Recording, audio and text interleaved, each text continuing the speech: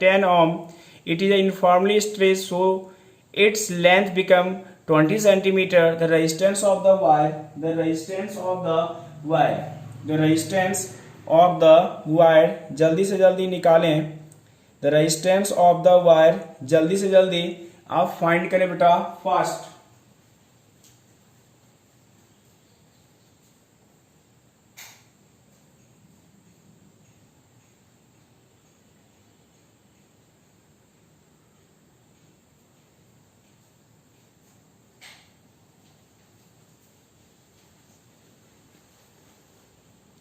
Answer बताएं. 40 centimetre. अच्छा 40 centimetre एक आंसर आ गया गौरव जी का 40 सेंटीमीटर. नेक्स्ट लाइए आदित्य. साक्षी 160 आया साक्षी जी का आंसर. 160 आया साक्षी का आंसर. 160 आया है साक्षी का आंसर.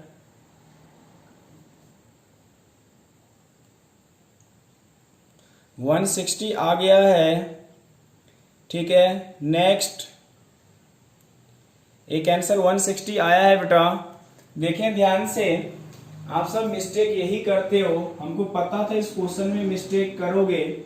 आपका एक ये वायर ऐसा था जब ये 5 सेंटीमीटर का length is equal to 5 centimetre था और resistance R is equal to 10 ohm था.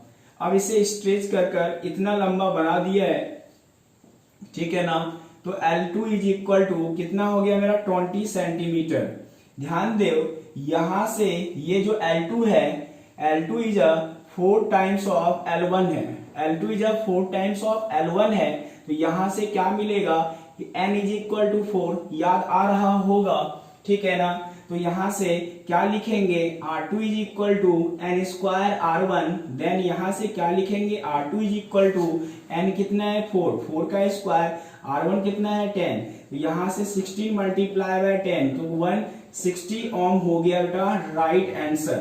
ठीक है. ये सिली मिस्टेक होते हैं कंपटीशन में ट्वाइस दिखता है बच्चे को. ठीक है ना. आपका आंसर है बेटा 160. ध्यान से देखे ना बेटा. अगर आप लेक्चर देखे होगे तो आप सब बेटा कहीं ना कहीं मिस्टेक कर रहे हो. आदित्य राजपूत एंड साक्षी का आंसर बेटा सही है. ध्यान दोगे तो ये दो ही आंसर बेटा राइट आंसर है. ये दो आंसर आपका क्या है बेटा राइट है और बाकी का सबका ये गलत आंसर आया है बेटा.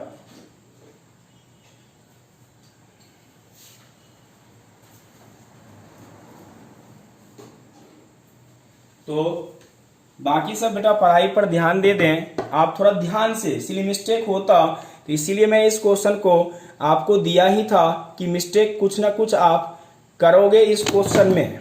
ठीक है ना. कुछ ना कुछ बेटा मिस्टेक करोगे इसलिए मैं ये क्वेश्चन आपको दिया था. सॉरी चार्जिंग लगाते टाइम मोबाइल इधर से उधर हुआ बेटा. इसके कारण आपका स्क्रीन 1 मिनट के लिए ठीक है ना स्क्रीन आपका खराब जाएगा. तो बेटा ध्यान दीजिएगा. ठीक है.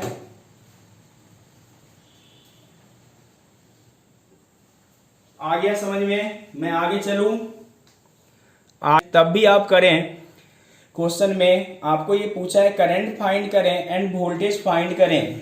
करंट फाइंड करें एंड वोल्टेज फाइंड करें. दो चीज पूछ लिया है तो आप जल्दी से जल्दी करंट एंड वोल्टेज फाइंड करो. जितना जल्दी कर सकते हो current and voltage. I is equal to 5 ampere. I is equal to 5 ampere. Okay. दो आंसर आ चुका है बेटा. हो सकता है वो आंसर सही भी हो या गलत भी हो. अभी मैं कुछ नहीं कह सकता हूं. दो आंसर आ चुका है बेटा. आप इसमें चलते हैं. क्वेश्चन नंबर 3 देखिए आप. यहां पर है क्वेश्चन नंबर 3 में कहानी सॉल्व कर रहा हूं. देखना एक क्वेश्चन दे रहा हूं. आप सब तैयार रहना. इससे पहले मैं आपको जब ग्रुप में पढ़ा रहा था तो वहां पर ये क्वेश्चन करवा चुका हूं. Question number 3. ठीक है. बट इसमें थोड़ा सा कॉन्सेप्ट मैं चेंज किया हूं. आप संभल कर काम करना. आप संभल कर काम करना. ठीक है ना. बाकी बच्चों ये रहा. ध्यान से क्वेश्चन बनाना बेटा. ठीक है, ये मैंने सेट कर दिया, डन। तो ये मैंने बनाया 3 ओम, ये बनाया मैं 6 ओम, और ये बना दिया मैंने 12 ओम, ठीक है, और इसे बोल दिया तुम हो 10 ओम, डन।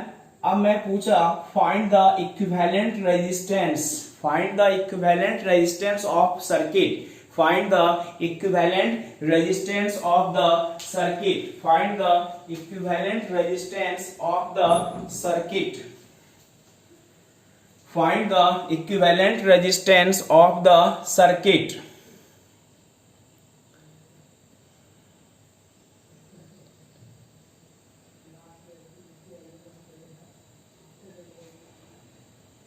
नहीं बेटा, ध्यान से, मिस्टेक करोगे बन तो जाएंगे, बट ये थोड़ा सा डिफर है बेटा, ठीक है ना। वहां पर देखो जो 10 ओम का रेजिस्टेंस है वो वहां पर पहले कनेक्ट होता था सरकमफ्रेंस ऑफ सर्कल पर, बट इस बार कनेक्ट नहीं है सरकमफ्रेंस ऑफ सर्कल पर, ठीक है ना। ये डिफरेंट है इस टाइप के क्वेश्चन को सॉल्व करने के लिए। यहाँ पर एक छोटा सा आपको बेटा मैंने चेंजिंग किया है, जो आप कर सकते हो, बताना कि कितना ये होगा, ठीक है। देखिए ध्यान से, इस टाइप के क्वेश्चन को अब जो मैं क्वेश्चन करवा रहा हूं आपसे बेटा उस पर फोकस डेली क्या करें, ठीक है ना। कॉपी बना लीजिए, नहीं तो भूल जाओगे, ओके। हमको क्वेश्चन ढूंढ ढूंढ कर आपको करवाना पड़ता है, अब फिर से आप समराइज कर कर आपके पास जा रहा है, तो कोशिश कीजिए कि बनाइए, ठीक है ना। क्वेश्चन का अंत नहीं है, मैं करवाते ही चले जाऊंगा, बहुत सारा क्वेश्चन करवाऊंगा बेटा, ठीक है ना। तो देखें ध्यान से, इस सर्किट में अगर ये पॉइंट मैंने ए लिया तो ये भी पॉइंट क्या बनेगा, ए, घूमते घूमते ये भी पॉइंट ए। इसके बाद इस पॉइंट को मैंने नाम दिया बी, ठीक है ना, क्योंकि इधर से जाएगा नहीं, इस पॉइंट का नाम दिया सी, ठीक है। अब यहाँ पर 3 पॉइंट आ गया ए बी सी, आप एक पॉइंट यहां डालो ए, ठीक है ना, ए पॉइंट यहां डालो, ओके, बी पॉइंट यहां डालो और सी पॉइंट यहां डालो। तो बेटा ए और बी के बिटवीन देखो ध्यान से, ए और बी के बिटवीन 1 2 और 3 रेजिस्टेंस है। ए और बी के बिटवीन कितने रेजिस्टेंस है बेटा, 3 रेजिस्टेंस ए एंड बी के बिटवीन है। कितनी रेजिस्टेंस है, 3 रेजिस्टेंस है ए और बी के बिटवीन। तो आपको कैसा उम्मीद लग रहा है, कैसा उम्मीद लग रहा है, आपको लग रहा होगा ये तीनों के तीनों किस में है, कैसे हैं, पैरेलल कॉम्बिनेशन में। आपको ये फील हो चुका होगा कि तीनों के तीनों किस कॉम्बिनेशन में है, पैरेलल कॉम्बिनेशन में। ये रहा पॉइंट बी। अब मेरा क्या है, ये लास्ट का ये रेजिस्टेंस ऐसे कनेक्ट है। अगर मैं डायग्राम में ऐसे बनाकर दे देता, आप 2 मिनट में बना देते इस क्वेश्चन को, ठीक है ना। तो ये तीनों क्या है, पैरेलल कॉम्बिनेशन में, ये 3 ओम, ये 6 ओम और ये 12 ओम। इसका आर इक्विवेलेंट निकाल लो। आर इक्विवेलेंट कैसे निकालोगे, R equivalent is equal to the 1/R1, 1/R2 and 1/R3। Then यहां से क्या बना, R equivalent is equal to 1/3, 1/6, 1/12। LCM ले लो, जल्दी से जल्दी एलसीएम लोगे कितना बनेगा, ये 12, तो ये 4 और ये 2 और ये 1। तो यहां से कितना बन गया, R equivalent is equal to 9/12, 3 3 जा 3 4 जा, तो यहां से 3/4। Then R equivalent is equal to 4/3 ohm बन गया, 4/3 ओम हमें मिला, ठीक है ना। इसके बाद ये दोनों किस में चला जाएगा, सीरीज कॉम्बिनेशन में। देन सीरीज कॉम्बिनेशन में फाइनल क्या हो जाएगा बेटा, R equivalent dash is equal to ये 4/3 प्लस का 10, तो कितना बना 4 प्लस 30/3, तो यहां से कितना 34/3 ओम आर इक्विवेलेंट मिल गया। आपके सामने में आंसर है, कोई भी डाउट हो तो प्लीज हमसे संपर्क करें। ये आंसर आपके सामने में है बेटा, ठीक है। कोई डाउट हो तो प्लीज हमें बताएं। अच्छा 4 + 2 + 1 ये कैसे लिख दिए बेटा, अच्छा वो मिस्टेक है, 4 + 2 + 1 यहां पर मिस्टेक कर दिया मैंने, सॉरी, ठीक है ना। यहां पर मैंने मिस्टेक कर दिया, R equivalent is equal to 7/12 हुआ है, ये 7/12। देन ये R equivalent is equal to 12/7 ohm. इसके बाद ये 12/7 तो सॉल्व करेंगे, ये 12 प्लस 70/7 तो यहां से कितना बन जाएगा 82/7 ओम, सॉरी 82/7 ओम। 82/7 ओम मैंने करेक्शन कर दिया बेटा, एडिशन में वहां पर मैंने गलती किया था, उसका मैंने क्या कर दिया बेटा, करेक्शन कर दिया हूं। ठीक है, ओके। एडिशन में मैंने ध्यान नहीं दिया, 4 + 2 + 1 मैंने 9 लिख दिया था।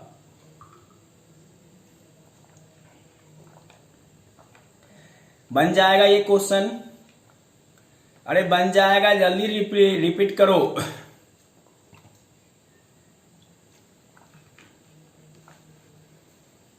जल्दी से जल्दी रिपीट करो, यस या नो बोलो बेटा जल्दी, बनेगा या नहीं बनेगा। क्वेश्चन की तरफ चलते हैं बेटा, नेक्स्ट क्वेश्चन की तरफ चलते हैं।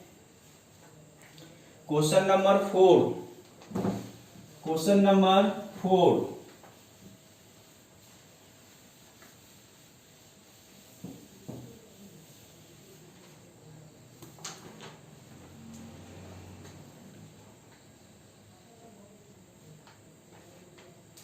अच्छा क्वेश्चन है, क्वेश्चन नंबर 4 अच्छा क्वेश्चन है, ध्यान से करना।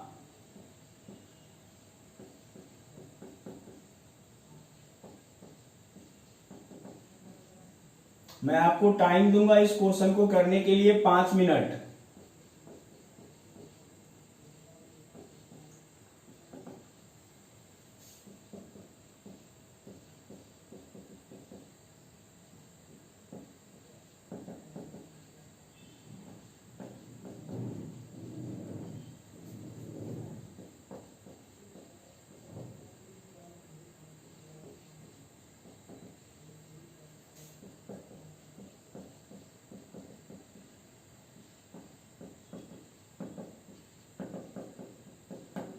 ठीक है, ये क्वेश्चन नंबर आपका 4 करने के लिए 5 मिनट का टाइम है आपके पास, जल्दी से जल्दी। हाँ बेटा मैंने सही कर दिया, बेटा सही कर दिया। Then find the ratio of resistance, अरे सही कर दिया भाई, मैंने ध्यान नहीं दिया था, हमको लगा कंप्लीट कर दिए। ठीक है ना। Then find the ratio of resistance, then find the ratio of resistance, then find the ratio of resistance, then find the ratio of resistance, find करना है। then find the ratio of resistance, then find the ratio of resistance, ये find करना है। तरफ हम बढ़ते हैं, देखो बेटा ध्यान से, यहाँ पर वायर कितना है, 3 वायर है, ध्यान से करेंगे टाइम लगेगा। ठीक है बेटा, बट ये कॉन्सेप्ट आपको आज के बाद फिर दिक्कत नहीं देगा। ये 3 वायर है सामने में, तीनों के तीनों वायर है मेरे। ठीक है, तीनों वायर क्या है, कॉपर वायर है। तीनों के तीनों वायर का क्वालिटी क्या है बेटा, कॉपर वायर है। तो इसका अगर रेजिस्टिविटी रो होगा तो इसका भी क्या होगा, रो होगा, इसका भी क्या होगा, रो होगा। ठीक है, एक फैसला तो हो गया। इसके बाद इसका मास का रेशियो, इसका मास का रेशियो तीनों का दे दिया है, कितना दिया है, m1:m2:m3 इज इक्वल टू 1:3:5।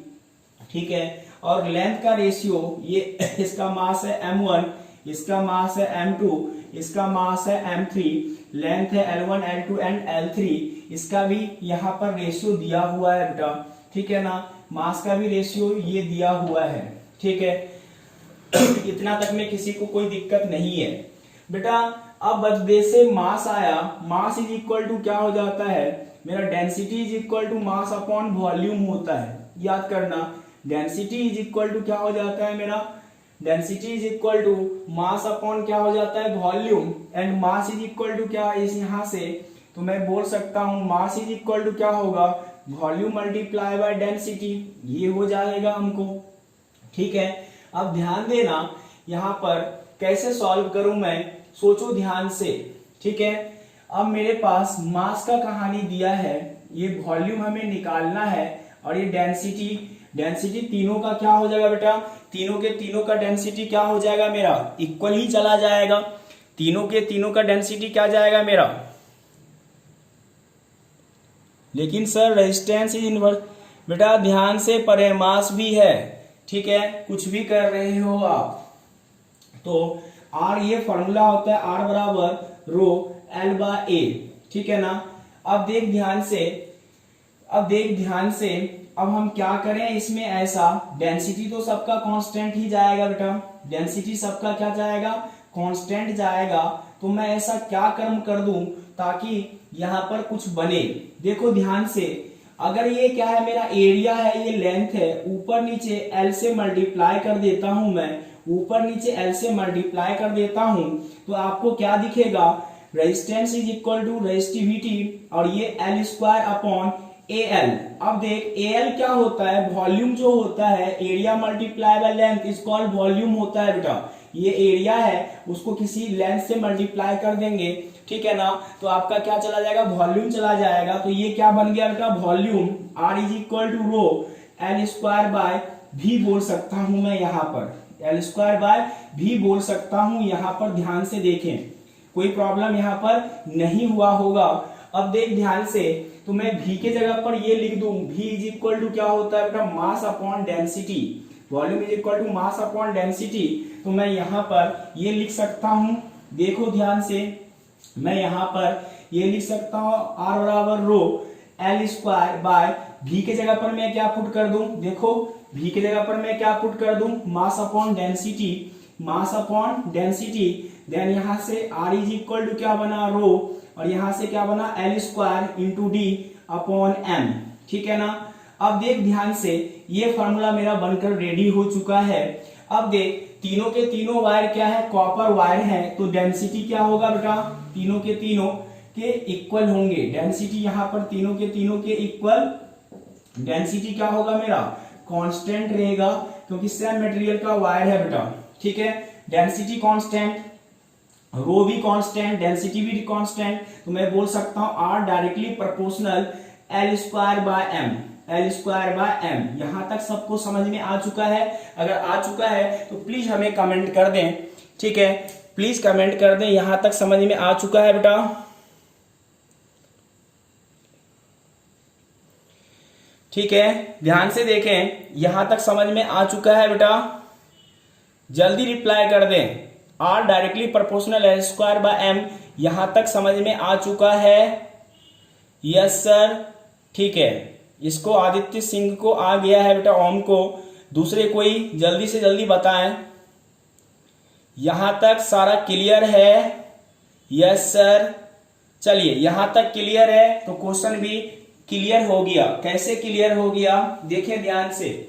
अब कंडीशन क्या है, तीनों रेशियो निकालना है, तो देखो R1 is to R2 is to R3 is equal to क्या बनेगा, L1 का square upon M1 is to L2 का square upon M2 is to L3 का स्क्वायर अपॉन M3, ये बनेगा। तो देखो L कितना, L का रेशियो कितना है बेटा, L का रेशियो ये है, तो यहां पर क्या बनेगा 5 का स्क्वायर अपॉन ये M का रेशियो है 1। इसके बाद ये कितना बनेगा बच्चे लोग, ये 3 का स्क्वायर बाय कितना, यहां से 3, ठीक है, इज टू LQ के जगह पर कितना, यहां पर L के जगह पर 5, ये कितना है, L की जगह पर कितना है मेरा 1, ये 1 का स्क्वायर अपॉन ये कितना बनेगा 5। तो यहां से कितना बन गया बेटा 25, यहां पर कितना बन गया 9 बाय 3 और ये 1 बाय 5 यहां से बन गया, ठीक है ना। यहां से ये कैंसिल हो जाएगा तो ये 3 बन जाएगा बेटा, ये कितना बन जाएगा 3। अब देख एक फ्रैक्शन में है, इस 5 को हटाना है तो 5 से सबको मल्टीप्लाई ऊपर वाले को करेंगे, नीचे कुछ नहीं है तो 1 है। अरे 3 स्क्वायर बाय 3 यहाँ तो 3 होगा, तो 5 से मल्टीप्लाई कर देते हैं ऊपर नीचे, तो ये बन जाएगा 125, ये बन जाएगा 15 और ये बन जाएगा 5। ये इसका रेशियो बनेगा बेटा रेजिस्टेंस का, ठीक है। कोई डाउट हो तो प्लीज हमें बता दें, कोई डाउट हो तो प्लीज हमें बता दें बेटा जल्दी से जल्दी। रेशियो फ्रैक्शन में हटाने के लिए ऊपर नीचे 5 से मल्टीप्लाई किए तो 125:15:5 ये आंसर आया। तो ये क्वेश्चन आपको बेटा कैसा लगा आप बताएं जल्दी से जल्दी। और ये आपका क्वेश्चन दिख गया, ओनली एक 2-3 फार्मूले से बना हुआ है बेटा, ठीक है ना।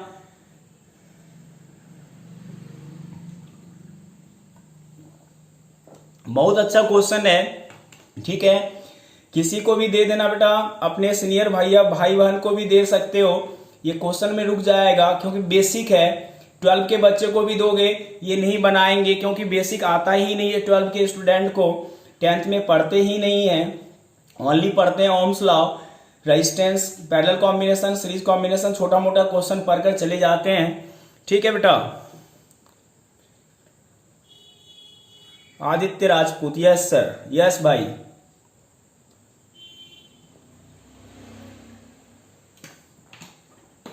अब आपके लिए टेंशन नहीं होगा।